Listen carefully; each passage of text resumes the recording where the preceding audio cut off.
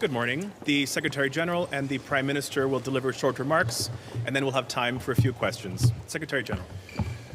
Prime Minister Kristersson, dear Ulf, it is an honor to welcome you today to the NATO headquarters, because this is truly an historic day. In a few moments, we will raise the Swedish flag here at the NATO headquarters and all over the alliance, and welcome your country as the 32nd member of NATO. Sweden has taken its rightful place at NATO's table, under the shield of Article 5 protection, the ultimate guarantee of our freedom and security. All for one and one for all. Joining NATO is good for Sweden, good for the stability in the north, and good for the security of our whole alliance. Sweden has long been a partner. Now you are an ally, with all the benefits and responsibilities that this brings. Sweden has cutting-edge capabilities, first-class armed forces and defense industry, and spends more than 2% of GDP on defense. As we speak, Swedish troops are taking part in Steadfast Defender, NATO's biggest military exercise since the Cold War, a demonstration of our unity and our resolve. In response to Russia's war aggression against Ukraine, NATO has substantially increased our presence across the alliance, and Sweden's membership enhances this even further. When President Putin launched his full-scale invasion 2 years ago, he wanted less NATO and more control over his neighbors.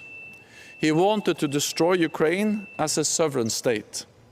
But he failed. NATO is bigger and stronger. Ukraine is closer to NATO membership than ever before. And as the brave Ukrainian continues to fight for the freedom, we stand by their side.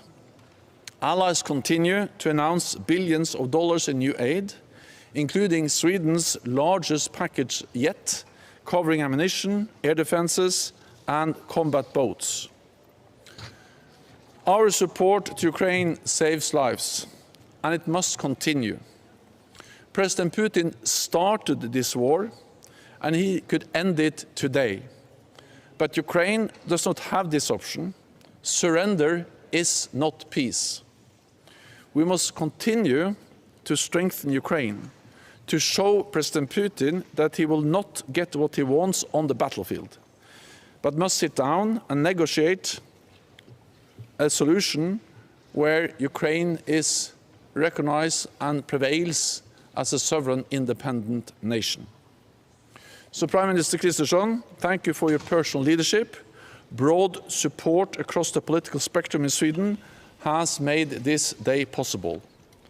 After more than 200 years of neutrality, you are joining the strongest and most successful military alliance in history. So welcome to NATO. It's great to have you here. Thank you so much, Secretary General, dear Jens. Thanks for welcoming us here today in many senses. Sweden is now part of NATO. We are a proud member, together with our closest friends and partners. But first of all, Jens, I have to say thank you so much for doing this journey with us and for us.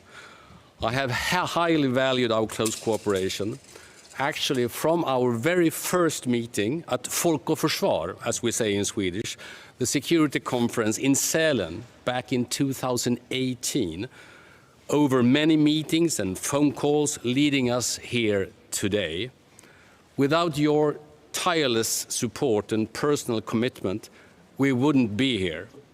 I realize that you would have made the same effort for any qualified country applying for membership. But if you wanted us to feel that we were special, to you. You really did succeed. Thanks also to all NATO allies who have supported our accession and welcoming Sweden as the 32nd member of the alliance. We are humble, but we are also proud. We know the expectations for Sweden are high, but we also have high expectations for ourselves. The Swedish flag will raise here at the NATO headquarters today with a very strong support in our parliament and among our people.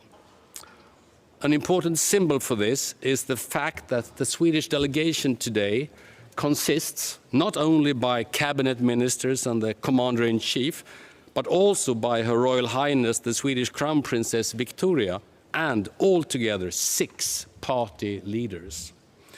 In a vibrant democracy, we argue and we debate, but we unite in the long-term protection of this precious democracy. Unity and solidarity will be Sweden's guiding lights as a NATO member. We will share burdens, responsibilities, and risks with our allies.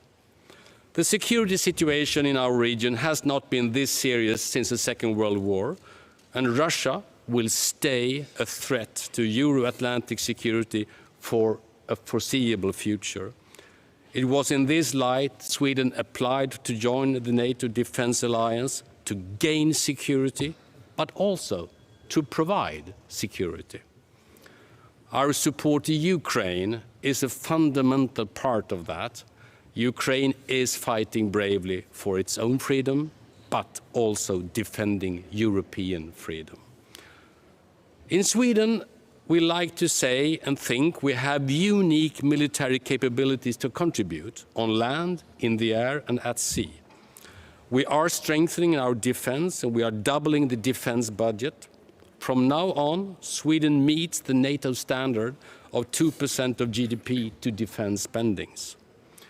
We have been prepared, honestly, for this task for quite a while. In reality, for the last 30 years, but more in details, the last 2 years. I am very pleased we have taken this final step today. Our country has long been a strong voice for international law, human rights, democracy and freedom, at home and abroad. With the Swedish flag being raised here today, we are clearly saying that we stand shoulder to shoulder in defending democracy and freedom together. We have come home, home to the Alliance for Peace and Freedom, to which so many democracies already belong, home to where we also belong. Now we are entering a new era. We will transform from following NATO to being NATO. I do look forward to this important task. Thank you so much. Time for some questions. We'll start with Swedish radio here in the middle, please. Thank you very much, Andreas Lilja on Swedish Radio. You have said over and over again that this has been a quick process, but still it's taken more time and been more difficult than most people expected. So I would like to ask you to be a bit more personal, maybe, if you can share your emotions. How does it really feel now to finally see the Swedish flag here at NATO headquarters? This is a great day and an historic day. It's important for Sweden, it's important for NATO, but it's also important for me personally because the Prime Minister is right that Sweden is special for me. Partly because Sweden for so many years have been such a close partner, but also because as a Norwegian, of course, I'm a neighbor and I've followed Sweden closely for many, many years. And when I started as Secretary General of NATO back in 2014, I was aware that some countries in Europe were applying for membership, countries like Montenegro and North Macedonia, and I'm very honored to be the Secretary General that has facilitated the membership for these 2 countries. But I didn't expect at all that Finland and Sweden was going to be a member during my tenure as Secretary General of NATO. And then, of course, this changed totally with the full-scale invasion of Ukraine. And since then, things really moved very quickly. I also remember I talked with Ulf Kristersson when he was then in opposition at this Folk och Forsvar conference, and I started to talk to other Swedish and Finnish politicians about the possibility of applying for membership, and then the decisions were taken, and we had very broad support from the whole political spectrum, both in Finland and Sweden, that made this possible. And this is, of course, great, and it demonstrates also that NATO's door is open. It's for NATO allies and the applicant country to decide. It's not for Russia to decide which path different European countries wants to choose. And now Sweden and Finland has chosen to be member of NATO, and I very much welcome that. We'll go to DPA here, please. Ansgar, the German press agency DPA. Prime Minister, is Sweden open to participating in NATO's nuclear sharing arrangements? And if not, why is Sweden not ready to do it? And a question to the SecGen. Are there already plans to have NATO bases, perhaps a NATO headquarters in Sweden? Thank you. Well, first of all, Sweden, when we become members today or a few days ago, we embrace NATO in its whole capabilities. I think you normally use a 360-degree perspective in a NATO way of putting it. So we don't have any hesitations when it comes to that. We fully understand the need for all of NATO's defense capabilities, including the nuclear strategy. On the other hand, we say clearly that we see no need for Sweden to host permanent bases or nuclear weapons on Swedish soil peacetime. That is a Swedish decision that I find being fully respected. It is, as the Prime Minister said, it's a Swedish decision. There are no plans to expand the number of countries, NATO allies, with nuclear weapons. Then, of course, we are constantly assessing our posture when it comes to conventional forces. But there are no plans for instance, a battle group in Sweden, as we have in the Baltic countries. I think what you need to realize is that the fact that now Sweden and Finland are full members of the alliance is good for the whole of NATO, but is in particular good and important for the Nordic region and the Baltic region. Because we have for a long time been focused on the vulnerabilities and the challenges to reinforce our presence in the Baltic region, in the Baltic countries. But of course, with both Finland and Sweden into the alliance, the geography really changes, because we now have two important allies, then also on the west side of the Baltic Sea. And we are exercising, we are preparing, we will have plans, of course, to protect Finland and Sweden, but also to help even in a more efficient and stronger way to protect all the Baltic regions. But there are no plans for any permanent basis, and anyway, this is a Swedish decision to be taken if that's something they will consider in the future. We'll go to the TT News Agency of Sweden here. Yes, question to both of you. Russia has for many years promised to react whenever Sweden, if ever Sweden becomes a member of NATO. How worried should we now be for cyber attacks, hybrid threats, etc.? And then maybe a word in Scandinavian. Norrmän vinner Vasaloppet, norrmän vinner Melodifestivalen, en norrman tar Sverige in i NATO, är det dags att återupprätta unionen nu? Well, concerning Russia, I think we should stay alert. Stay exactly as alert as we are. They are doing all the things you mentioned. I'm quite sure they will continue doing that. We should not be naive, and I think we are more aware of the risks that they pose to us now than we have ever been before. So simply still stay alert. And when it comes to the second question, men vi har ju haft otroligt fint samarbete, det ska jag ju säga, under den här perioden, men också känt ett väldigt starkt stöd också från inte bara norrmän i NATO utan från Norge. Jag hade samtal, första hälsningen kom från Jonas Gahr Støre och Alexander Stubb som gemensamt besökte NATO-övning i norra i norra Norge i torsdags. Det tyckte jag var fantastiskt fint. Jag pratade med Sauli Niinistö på vägen hit som avgick häromdagen men som också framförde sina hälsningar. Så att jag har känt ett otroligt starkt stöd från. Och nu är vi återigen en gemensam försvarsunion i hela Norden. Det är helt unikt. Of course, NATO allies always have to be prepared, and we have to be vigilant when it comes to potential Russian cyber attacks, hybrid attacks, attempt to coerce countries in Europe. But we have seen that against both NATO allies and non-NATO allies. So the risk, for instance, for cyber attacks against Sweden is nothing new. That has been a permanent risk for years, also when Sweden was outside NATO. We don't see any imminent military threat against any NATO ally, partly because Russia is so preoccupied with the war aggression against Ukraine, but also, of course, because NATO is there. So NATO is there to make it absolutely sure that any potential adversary understands that attack on one ally will trigger a response from the whole alliance. And the purpose of that is to not provoke a conflict, but to prevent a war, to preserve peace. And NATO has done that successfully for 75 years, even during the coldest period of the Cold War, prevent war, preserve peace, by removing any room for miscalculation or misunderstanding in Moscow about our readiness to protect and defend all allies. So Sweden is safer inside NATO than outside NATO. NATO is stronger with Sweden in as a full ally than Sweden as a close partner. So this is a good day for Sweden, a good day for NATO, and a good day for security and stability across Europe. Then just briefly on the last question. Also, first og fremst, det en stor dag for NATO, men ikke minst for det nordiske samarbeidet. Dette første gang siden Kalmarunionen i middelalderen, 1300-1400-tallet, der de nordiske landene har et felles forsvar.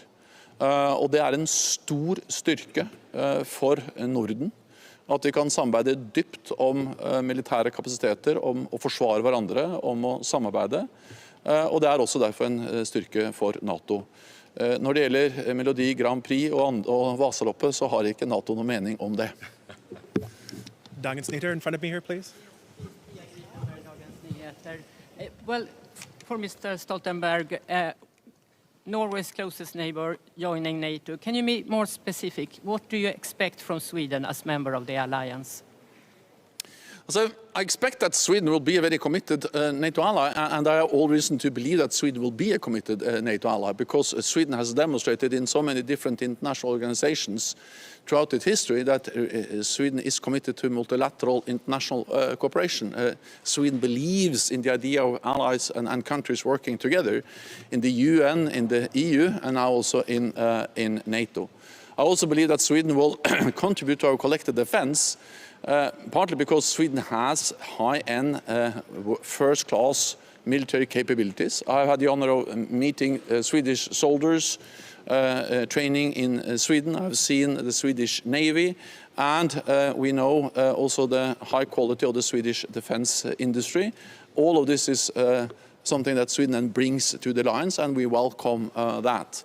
Let me also say that I welcome the fact that Sweden has, over the last years, significantly increased defense spending.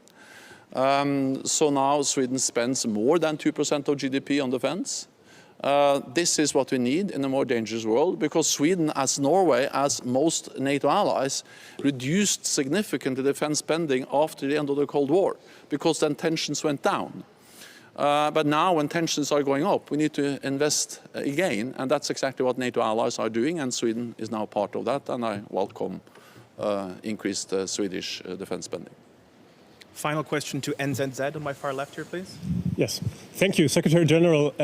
On Ukraine, will Ukraine, as the potential 33rd member state, receive an invitation at the July summit, an invitation for accession negotiations? And secondly, on Taurus missiles, if we can all agree that Taurus missiles can well change the situation at the front, do you agree that Germany should transfer them as soon as possible? Thank you. So Ukraine will become a NATO ally. The question is not if, but when. And Ukraine is now closer to membership than ever before. And this also demonstrates the big strategic mistake President Putin made when he invaded Ukraine. because, as you remember, his purpose was to deny Ukraine to move towards NATO and EU, but also he demanded that NATO should make a declaration, actually sign a treaty with Russia, that there should be no further NATO enlargement with any country in Europe. And now he has gotten, he has received the exact opposite. He wanted less NATO. He's getting more NATO military presence in the eastern part of our alliance. Finland and Sweden are full members, and Ukraine is closer to NATO membership than ever before. And we are continuing to move Ukraine closer to NATO membership by ensuring that their forces are fully interoperable with NATO, by deepening our political cooperation in something called the NATO-Ukraine Council.